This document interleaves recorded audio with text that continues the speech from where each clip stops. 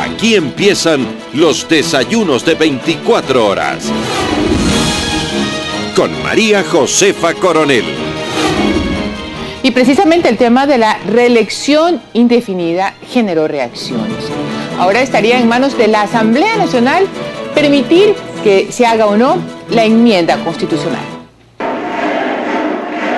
Nuevamente el tema de la reelección es noticia. El presidente Rafael Correa pidió a la Asamblea Nacional se enmiende la Constitución para que se establezca la reelección indefinida. La Asamblea tiene que pedirle a la Corte Constitucional la fórmula para cual efectuar la enmienda. Una de las opciones será que la Asamblea se acoja al artículo 441, inciso 2 de la Constitución, una enmienda por iniciativa de un número no inferior a la tercera parte de los miembros de la Asamblea Nacional. El proyecto se tramitará en 2 debates. Así que lo que nos ponemos a trabajar es lógicamente en el informe para el primer debate. Según Alexis Mera, el primer debate deberá realizarse antes del mes de octubre de este año. La primera votación sería en este año y la siguiente en el 2015. La enmienda se realizará al artículo 114 de la Constitución. Eso significa que todas las autoridades de elección popular podrán reelegirse de manera indefinida. Que no quieran intentar por la mayoría coyuntural, primero violar la Constitución y en segundo pasar por encima de la voluntad de la gente. ¿Quiénes somos nosotros para impedir que el pueblo pueda decidir eso en las elecciones? Pero a pesar del pedido del presidente, aún no se confirma su participación en los comicios del 2017. En Quito, Andrea Samaniego, 24 horas. Y ya nos acompaña Talía Flores, periodista y articulista del diario Hoy. Muy buenos días y bienvenida a los desayunos de 24 horas. Hola María Josefa, buenos días. Talía, independientemente de la interpretación que para algunos es constitucional, la enmienda, y para otros no, esto tiene un efecto político interesante. ¿Qué pasa con las personas que durante todos los últimos meses se han visto perfilados para ser posibles candidatos en el 2017? Mira, yo creo que se afecta todo, comenzando de que tiene que decidirse, porque da la impresión, o los constitucionalistas hablan, de que se tiene que hacer mediante una reforma constitucional, lo que significaría, escuchándole al vicepresidente que dijo antes que quiénes somos para negarle que el pueblo se pronuncie. Efectivamente, si la Constitución fue aprobada con una altísima mayoría y en esa Constitución hay solamente una sola reelección, para cambiar eso, que significaría un cambio del diseño constitucional íntegro, significaría que tenemos que apelar nuevamente al pueblo, por lo que tendría que haber un referéndum. Respecto de lo otro que me preguntas, en verdad, si es que se llega a hacer la reelección indefinida, mucha gente quedaría en el camino, inclusive en ciudades y provincias donde se habló, por ejemplo, en Guayaquil, en la última campaña de propiciar el relevo generacional, eso se quedaría por fuera. Y a nivel nacional, muchos partidos políticos y muchos movimientos que se han inscrito últimamente, como el del ex fiscal Washington Pesantes, el movimiento Avanza, el partido Avanza, que tuvo una gran votación el 23 de febrero, que supuestamente iba a buscar la candidatura del doctor Ramiro González. Me imagino yo que quedarían por fuera, porque siendo aliados como son del gobierno y buscando, como se dice, se buscaría la reelección indefinida, yo no veo que ellos vayan a candidatizarse. Entonces, habría toda una recomposición, o más vale un estancamiento de todas esas fuerzas que pretendían legítimamente incursionar en la vida política del Ecuador. Sí, coincidimos porque lo vimos muy entusiasmado. Por ejemplo, Washington Pesantes ya pues oficializar su movimiento político. También se hablaba incluso de Jimmy Jairala, mucho antes de esto, incluso como un posible binomio en la última candidatura del presidente candidato Rafael Correa. Y sí, finalmente Ramiro González no ha disimulado nunca su interés por continuar su carrera política hasta el más alto cargo, que sería la presidencia.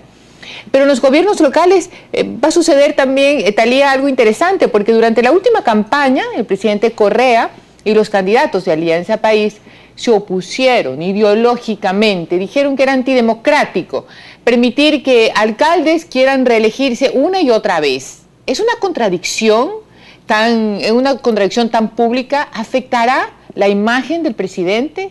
¿Cuál es tu opinión? Mira, yo creo que estamos tan plagados de contradicciones que la misma ciudadanía ya no sabe a qué atenerse. las personas que en Montecristi aprobaron una constitución justamente para terminar con lo que la partidocracia había impuesto en una constitución, la reelección indefinida de todas las autoridades seccionales. Ellos decidieron que todas las autoridades puedan reelegirse, incluido el presidente, por una sola vez. Ahora esos mismos que en Montecristi hicieron ese traje a la medida que ahora parece que ya no le queda ajustado, o más bien dicho le está estorbando al jefe de Estado, intentan cambiar. Pero es que el discurso del 23 de febrero fue diferente, donde buscaban la reelección, estaba muy bien la reelección porque habían trabajado y la gente tenía, digamos, el derecho a continuar con esas autoridades. Donde querían los relevos, apelaban a ese discurso de que no es bueno que se queden mucho tiempo las autoridades de un cargo. Todo es absolutamente una contradicción de parte del gobierno. Los asambleístas hablan siempre de que sea la gente la que se pronuncie, y de hecho en una muestra de esta democracia participativa hubo una consulta popular para decidir sobre los toros, especialmente en la capital de la República y otras ciudades, sobre los casinos y otros sobre los gallos, las peleas de gallos y otros temas más, donde incluso estuvo ese tema relevante como de meter mano, entre comillas, porque son palabras textuales del presidente, en la justicia. Ahora resulta que ya no hay cómo o no se debe preguntar a la ciudadanía. Resulta extraño. Yo creo que en estas contradicciones ojalá se den tiempo para meditar y saber que aquí el soberano es el pueblo y que no hay cómo abusar del pueblo. El pueblo en una constitución ratificó lo que se aprobó en Montecristi, que quiere decir la reelección por una sola vez. No se puede cambiar en un cenáculo donde hay unos legisladores de mayoría oficialista que ya sabemos de antemano que van a decidir poniendo por fuera al pueblo ecuatoriano. Yo sí creo que estas contradicciones deben ser quizá enmendadas por ellos mismos antes de caer en estos hierros. Porque mira, inclusive un discurso que fue escuchado por el presidente y por los asambleístas y la gente del gobierno, de que se va a explotar el Yasuní, pero que el dinero va a ser utilizado por los próximos gobiernos. Así es que ellos decían, nosotros estamos haciendo esto por el interés nacional, no por nuestro servicio. Si ahora se busca la reelección indefinida, quiere decir que el dinero del Yasuní también va a ser para utilización de un gobierno. Yo creo que estas contradicciones deben terminar.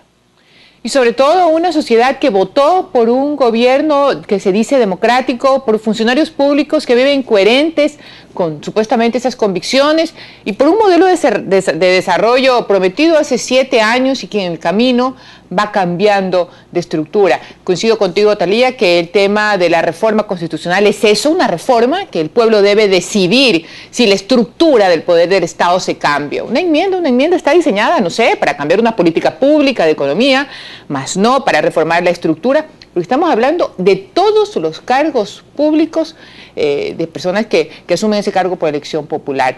Una cosa muy interesante, María Josefa, que no debemos perder de vista, y tú como abogada y los abogados y los constitucionalistas deberían hacer reflexionar al pueblo ecuatoriano.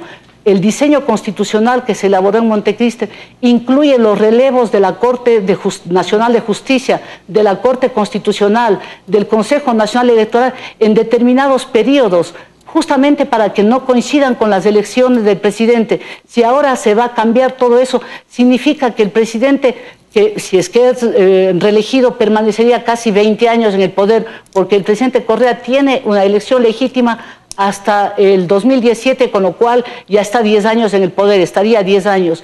Pero los relevos, los cambios en las otras funciones del Estado son hechas calculando para que los nuevos gobernantes hagan solo cambios parciales para que no tengan el control de esos organismos. Esto es muy serio y yo creo que amerita una reflexión colectiva. Sí, bueno, coincido, yo he hecho público mi punto de vista con respecto al tema. Es una reforma constitucional, el camino es la consulta popular, no la enmienda, porque simplemente eso es un discurso que favorece el deseo de cualquier presidente permanecer en el poder. Clarísimo, la Constitución no tiene vueltas ahí, pero bueno, como siempre hemos dicho, quién sabe lo que los mueve para tomar esta decisión. Pero Thalía, se me acaba el tiempo, me queda un minuto y me gustaría que finalmente nos cuentes cómo, por tu experiencia periodística, por lo que has podido ver en otros países, cómo ha sido la postura de la sociedad frente a presidentes que han hecho todo lo posible por permanecer en el poder? Mira, es típico este tema, si es que llega a concretarse, sería una de las recetas adicionales de la franquicia bolivariana, porque el presidente Hugo Chávez hizo eso en Venezuela siguiendo el modelo de Cuba y lo ha aplicado también en Nicaragua el presidente Ortega. Pero la gente no quiere eso. En Colombia, por ejemplo, hay un hecho que uno debe recordar. El presidente Uribe en el 2010 tenía más del 60% de respaldo popular e intentó que la Corte Constitucional le autorice una segunda reelección. Y la Corte Constitucional independiente le dijo, no señor, usted no puede ir a una nueva reelección porque se reformó la Constitución y hay una sola posibilidad. Entonces, esos ejemplos de institucionalidad, de independencia de los poderes y las funciones del Estado, uno debe mirar. Y también acordarse, por ejemplo, que en la Unión Europea alguien es llamado el último dictador de Europa porque justamente cambió la Constitución para quedarse indefinidamente en el poder. Sí, eso es importante recordar que lo que sucede en otros países, porque al final de cuentas, cualquier presidente, joven o no joven, respetando la Constitución, la que él mismo lideró y la que él mismo provocó, sería el mejor ejemplo para después de 1 o 2 periodos ser nuevamente candidato, como ha pasado en nuestros vecinos países como Perú. En Chile con Michelle Bachelet, ha pasado en otros países donde es legítimo, porque mira, además si es que tienen la certeza que el pueblo adhiere a sus postulados, que el pueblo reconoce el trabajo que hacen, yo creo que deberían dar paso a que la Constitución no sea reformada, una Constitución que se dijo duraría 300 años y que era un canto a la vida. No es bueno, no se ve honesto que ese canto a la vida sea ahora puesto de lado con una enmienda que es hecho por gente que está adhiriendo a un movimiento político cuando la Constitución fue aprobada por todo el país, que significa todas las tendencias. Sí, en eso coincidimos. Talía, muchísimas gracias por estar con nosotros debatiendo, analizando un tema que sin duda va a impactar a la historia de la democracia en el Ecuador. Gracias por acompañarnos. Gracias a ti, María José. Nos vamos a ir a una pausa y luego conversaremos con Melissa Nebot, directora del proyecto de revista digital interactiva Awake. Gracias por continuar con los desayunos de 24 horas. Síguenos en Twitter, @desayunos24. O puede escribirnos a desayunos@teleamazonas.com. Vivir es estar despierto. Es sentirte conectado. Relevante.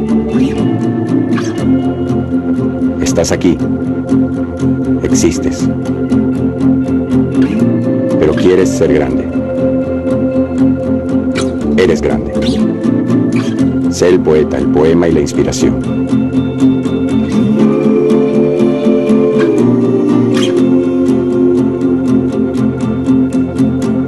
Abre los ojos y despierta al mundo. Llevamos mucho tiempo dormidos.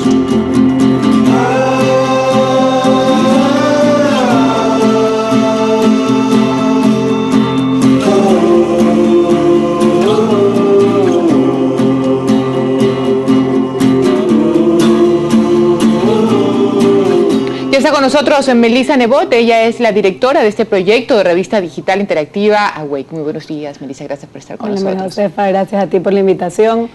Realmente este proyecto es de 4 socias, Cristina Vinuesa, Nicole Nebot, mi hermana, y Piedad Guerra. Se nota por el video y por la forma de presentar que es un proyecto distinto, que tiene un valor agregado muy particular. Cuéntanos de eso. Sí, la verdad que es un proyecto, yo diría nuevo, primera revista 100% digital de Latinoamérica. Hay revistas digitales y muchas, pero el tema con Awake, que además significa despertar, es una invitación a despertar a través de una experiencia digital donde absolutamente todo, desde la publicidad hasta cada uno de nuestros artículos, son interactivos, donde el lector puede jugar con la plataforma, descubrir y generar opinión. Si dices es una invitación a despertar es porque estamos dormidos. Y estamos dormidos, ¿por qué estamos dormidos y a qué tenemos que despertarnos? Yo no creo que todo el mundo está dormido, pero creo que es una invitación a despertar porque irónicamente muchas veces la tecnología te aparta de las personas que tienes cerca y estamos usando estas herramientas, la tecnología. Ahora tú ves a todos los jóvenes siempre con el teléfono, con la computadora. La idea es usar esta herramienta que la gente tiene cerca para dar contenido que a los jóvenes les aporte algo más, ¿no? No estar todo el día mensajeando, sino creando opiniones y hablando de cosas que importan.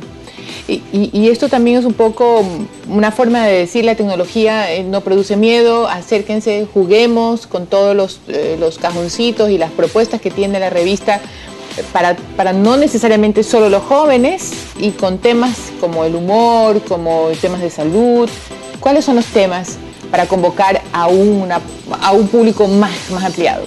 Nuestra idea nació justamente de no encasillarnos en secciones, de no ser una revista solo de moda, solo de deporte o de economía, todo lo contrario. Nosotros sabemos y entendemos que gracias a internet, hoy en día tú por Twitter pasas de leer algo inspiracional, algo de humor, luego lees política.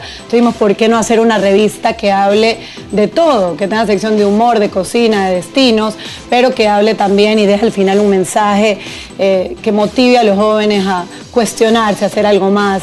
Y la verdad que quisimos innovar porque la tecnología, como te digo, está creciendo tan rápido y no queríamos nada más hacer una revista, como tú me comentas, hay revistas digitales que simplemente son la versión impresa de la revista digital. Nosotros sí queríamos regalar un poco más de tecnología, de que la gente pueda descubrir la revista a través de la plataforma que usamos. ¿Cuán fácil es ser interactivo o estar interactivo con la revista?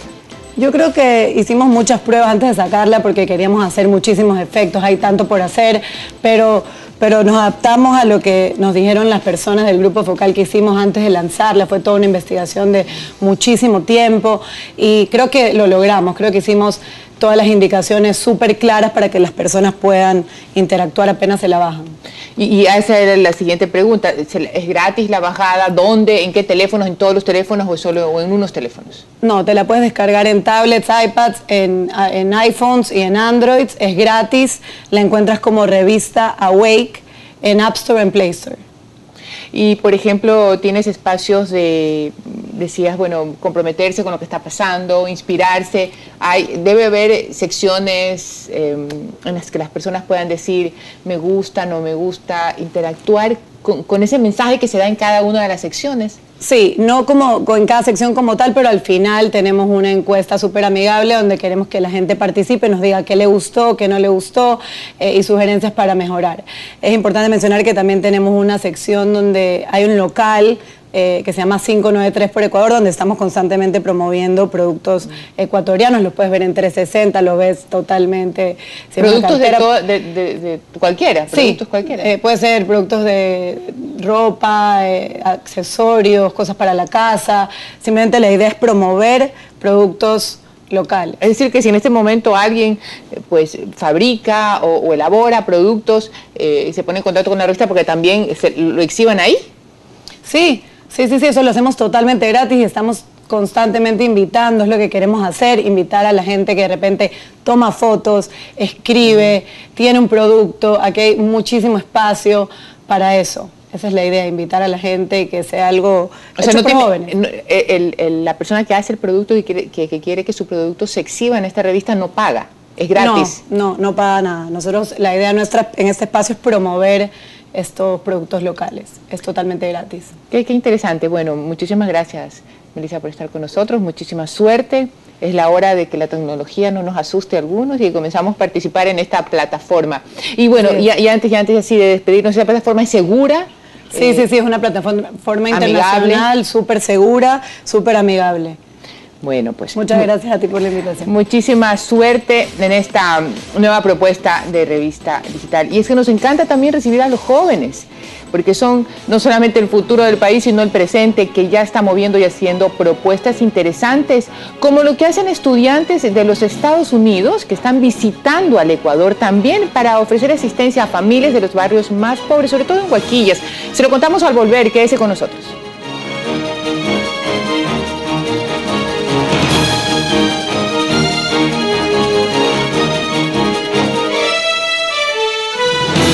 Síguenos en Twitter, @desayunos24. O puede escribirnos a desayunos@teleamazonas.com. En uno de los barrios más pobres de Huaquillas, en la provincia del Oro, Centenares de familias están cambiando su forma de vivir, pero es nuestra compañera Joana Ramos quien nos acompaña y nos va a contar. ¿Qué tal, María Josefa? Televidentes, muy buenos días.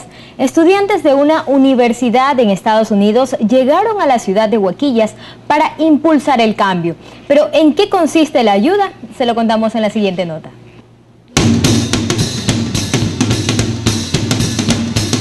Llegaron hace 2 semanas a Huaquillas, una ciudad fronteriza de Ecuador de la que antes de su viaje poco o nada habían escuchado. Este grupo de estudiantes de ingeniería de la Universidad de Miami se enteró de las necesidades del barrio Las Mercedes y decidió intercambiar su conocimiento adquirido en las aulas por experiencia de campo. Aquí en Las Mercedes no hay alcantarillado sanitario, solo pozos sépticos, un déficit que estos jóvenes tomaron como una oportunidad para ayudar. Joey Wright creó un sistema de conexiones que deja en el olvido el uso de las letrinas. Hemos trabajado durante un año en la creación del sistema de alcantarillado de la parte de ingeniería y hemos venido aquí a trabajar. Ricardo Palacios es otro de los voluntarios. Nos comenta que cerca de 350 familias del sector se beneficiarán con el proyecto. Cada uno de sus compañeros tiene un trabajo específico. Entran al baño y tienen que despejar la tubería para saber con qué altura inicial llega la tubería, ¿ya? Y desde tienen que cavar. Tenemos que cavar. Generalmente nosotros lo hacemos, o si es que queremos hacer un poco más de casas, le decimos al propietario, usted despeja la tubería, que después de la casa siguiente volvemos. Es para ganar un poco de tiempo y hacer más casas hasta que nos vayamos. Dependiendo del terreno, la conexión puede tomar entre 15 minutos y 2 horas. De esta forma se ayuda a la comunidad Las Mercedes, dotándola de los servicios básicos, el alcantarillado sanitario. Un sistema que gracias al conocimiento de estos futuros ingenieros y la ayuda de la comunidad se ha vuelto una realidad para estas familias. Ahora ya no vamos a tener el problema de los pozos sépticos que se nos llenan. Ahora en este alcantarillado creo que ya no, a vivir como la gente, como se dice, vamos a vivir bien. Y con las lluvias peormente, y a veces en los patios se llenaba el agua y entonces no había cómo sacar. Ahorita con el alcantarillado normal, uno ya se conecta ahí nomás y ya puede botar por el alcantarillado de las aguas de los patios. Sí. El estudiante nos adelanta que además del alcantarillado sanitario, son varias de las ideas y proyectos que les gustaría aplicar en el sector. Hay muchas cosas que hacer aquí. Si usted ve las calles o ve las casas, mi compañero hoy día me dijo, ¿qué tal si hacemos un parque? ¿Qué tal si ponemos iluminación? De igual forma, el profesor a cargo del grupo de jóvenes nos cuenta que en un futuro no muy lejano, el dispensario del lugar servirá para que los estudiantes de medicina de la Universidad de Miami vengan a colaborar con la población. Además podemos traer ciertos equipos, ciertas cosas para ayudar. Los estudiantes de salud pública se dedicarán a hacer educación de la salud, enseñar a las personas cómo prevenir enfermedades, quizás cómo limpiar el agua antes de tomársela o qué agua usar, qué agua no usar. El trabajo de los voluntarios no termina una vez que regresen a Estados Unidos. Ellos enseñaron a varios miembros de la comunidad la técnica para que su aplicación se pueda replicar en más viviendas. Joana Ramos, 24 horas. Definitivamente una ayuda que beneficia no solo a la comunidad, sino a ellos mismos, ¿no? Sí, sobre todo enriquecerse de que el mundo es mucho más grande de lo que puede parecer las aulas universitarias. Pero a mí lo que me sorprende, Joana, ese tema del alcantarillado, luce muy fácil de instalar. ¿Es así? ¿Realmente se demoran tan poco? En realidad depende justamente del terreno, de qué tan lejos esté el pozo séptico en esa vivienda. Y los chicos tienen que medir el terreno, tienen que ver si está rellenado, generalmente en esas casas no. Y luego llegar con los tubos hasta la caja madre, que eso ya está listo. Entonces ellos hacen esa conexión. Dependiendo de cómo justamente esté la obra, puede durar entre 15 minutos y 2 horas. Y me imagino pues la cara de felicidad de los pobladores de esa zona, muy contentos por tener ese servicio. ¿Sabes qué, María Josefa? Justamente los chicos decían, nosotros estamos acostumbrados a tener, por decirlo así, ciertos lujos, tener un baño. Acá el común era el pozo séptico, que una vez que llueve en invierno todo esto se rebosaba, pues no, las calles, los caminos que tenían ahí que separaban las viviendas estaban colapsadas cada vez que se rebosaban estos pozos. Entonces, pasar del pozo séptico de la letrina a un baño es un cambio inmenso, lo que me decía la gente, ¿no? Que gracias a Dios con estos chicos lo pudieron hacer. Qué bonito saber que hay gente que ni siquiera por un tema político se compromete y sin anunciar promesas va y las hace. Y qué interesante ver que jóvenes siguen siendo solidarios con las partes más pobres. Gracias, Joana. Amigos televidentes, ¿dónde estamos? ¿En qué cámara? Allá. Con eso tenemos que despedir este programa. Gracias por acompañarnos y que tengan un muy buen día.